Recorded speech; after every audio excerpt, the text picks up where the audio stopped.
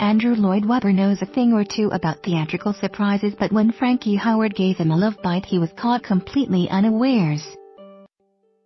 "It did rather take my breath away," he says, sitting quietly in the foyer cafe of one of his London theatres. The grand old man of musical theatre nonchalantly delivers this first extraordinary revelation while discussing his memoir, Unmasked, which he insists he never really wanted to write. "I didn't want to hurt anybody, but I wanted to be truthful. I particularly didn't want to write anything that was dissing people, but wanted it to be relatively amusing." Well, his encounter with the former Carry On star more than ticks those boxes. Frankie just lunged, bit me on my neck and said, "Take that home to your wife." For almost 50 years he has kept secret this Me Too moment. I was 23 and Jesus Christ Superstar was about to happen in London, and I didn't want to be remembered then as the man who complained about Frankie Howard. So I said nothing. In the end I just thought he was a sad old man on the cusp of turning 70. Lloyd Webber could not be more cheerful or optimistic as he relays this startling encounter. But he also reveals darker moments in his past. He has contemplated killing himself at least 3 times. Most recently, just 3 years ago, crippling health difficulties, prostate cancer followed by agonizing back pain took him to the very edge of endurance. "It was absolute agony and utterly despairing," he recalls. "I did think of suicide. It was so painful and I couldn't sleep, and you go on thinking about it. You have all those ridiculous painkillers and none of them working, and you just think, I shall take the whole lot of them." It was a bleak temptation he had not experienced since his troubled teenage years. As a very young boy at Westminster Junior School and uncertain of his place in the world, he had feared that he might never succeed as a songwriter. "I got quite depressed. It's something that possibly affects artists. It was one of those moments where I thought everything had got on top of me." These things are logical, he recalls. He stole vegan and painkiller tablets from his parents' bathroom cupboard, withdrew all 7 pounds of his post office savings and bought aspirin from 2 different chemists plus a bottle of Lucozade, and set off for what he planned to be a terminal journey on the London Underground. "I felt very alone at the time. It was pretty much at the end of the line, quite literally, because I went to the end of the Central Line, but then took a bus to Lavenham," he says. Miraculously, when he got out at Lavenham station, he was overawed by the beauty of the Suffolk market town. "Architecture remains a passion," and wandered around dazzled.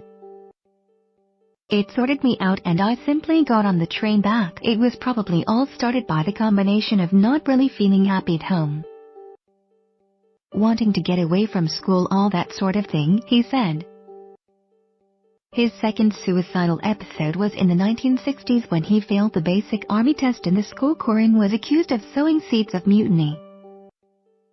His troop commander punished him by stopping him going to a breakthrough appointment to have a song recorded. And Lloyd Webber plunged into despair again. "This time he took an overdose of aspirin. I woke to find a doctor's face pressed close to mine, demanding what the hell I was doing frightening my parents like this." Such melancholic moments seem at odds with the most successful composer alive, whose success has brought him a string of West End theatres, the finest Pre-Raphaelite collection in Britain, a glorious estate on the Hampshire-Berkshire border, and a back catalogue of songs to which the whole world taps their feet. On the whole, like his memoir, Lloyd Webber talks in fast, open bursts. Unmasked records a colorful London childhood with his bohemian family, most notably his fabulously young PC Auntie Vi, to whom the book is dedicated, an actress and a cook. She wrote the first gay recipe book. One chapter headed "Too Many CCKs Spoil the Breath." She was a friend of Tony Hancock, who Andrew met while the comedian was trying to teach his parrot to say "If Mrs. Warren" to the cleaner he despised. A perfect introduction to the theater, really, he suggests. The journey to stardom is lightly told, writing the main superstar song on the back of a napkin after sharing his parents' home with a monkey called Mimi, who hated him. He also partly credits the genesis of cats to his walking South Kensington with a Siamese cat called Perseus on a lead. He even takes some of the blame for being persecuted at school, considering I was smaller than the other boys, useless at sport. Still played classical music and was a school swot. It's not surprising I was bullied, he hints too. At a relationship with his headmaster that would raise more than a few eyebrows in our hyper-aware age. And not only because it began over a shared bottle of claret, though that was deemed unusual even at that time.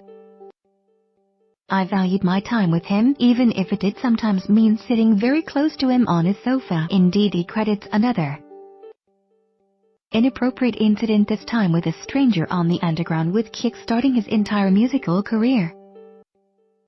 On the morning in question, a Sato tried to fondle me under cover of a tight-standing crush on the underground train. I was too shocked to make a fuss, but I was furious. So furious that it gave me an idea that maybe was big enough to call an epiphany. His reaction was to charge into the school and play 6 short piano pieces teasingly dedicated to the masters, causing amusement and uproar among the boys. I was no longer the little school swot, I was Andrew. And I had become Andrew through music. The book describes the genesis of many of his best-loved works: Jesus Christ Superstar, Cat, Evita, Starlight Express, but this first volume stops after Phantom in 1986, lucky for some. He thinks, so the dodgy art dealers who try to screw me can sleep peacefully. He remains ambivalent about his memoir and its repercussions. I always want to do new work and not look back, but it was a cathartic process nonetheless. I kept asking questions of myself, and I've never really done that before. That includes discussing the creative tension with his collaborator Tim Rice, who he teases for his unstoppable wandering eye for girls. There have been quite a lot in his life and a few children as well. Not that I can say that I haven't any. He has 5 children and has had 3 wives. They met when Lloyd Webber was at school, with Rice being 5 years older. Just as Paul McCartney wanted his name before John Lennon, so we learned did Rice with Lloyd Webber. The fact that Lloyd Webber and Rice is easier to say than Rice and Lloyd Webber. Just as Sullivan and Gilbert would have sounded awful. And their tensions? I think he will say that I was a nagging perfectionist and worried too much about the sound, a worrier by nature, and Tim was sometimes too much of an easygoing guy. He wouldn't know what I was worrying about. Such perfectionism could lead to peak, and the composer is frank about his temper and tirades. I've learned to tame it now, but I always used to get very concerned in those days that theater sound was terrible and orchestral playing wasn't as good as it is now. When I started out, there was some pretty ropey playing and pretty second division players. It'd scream and say, "Look, we've got to make this better," but that was all then. Now, he is something of a changed man.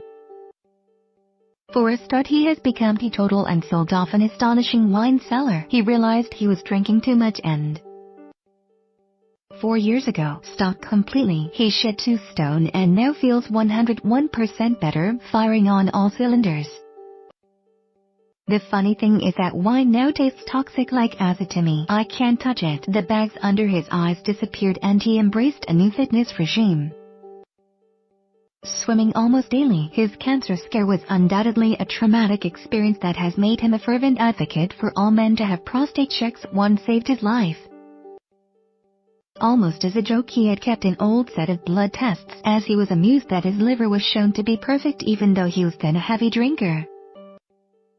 I kept it by my bed with the intention of framing it and giving it to Madeline, his 3rd wife, for her birthday. I had another blood test and I was flicking through to make sure everything's normal, and I looked at the prostate measurement and noticed that in 8 months it had gone up staggeringly, like from 2-point-something to 6.6.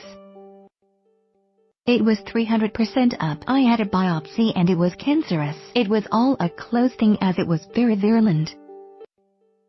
They advised me to get it whipped out as soon as possible. The operation literally saved his life as the cancer had not yet burst beyond the prostate. prove the wretched cancer has not moved out of that prescribed area, and then it is eminently solvable. It was just as he had turned the corner that he endured the appalling back pain which prompted those suicidal thoughts to return. He believes that a chiropractor had stuck a needle in his side which nicked a vein that gave him sciatic symptoms. He had an operation on his back which he did not feel he had needed, and his back prolapsed.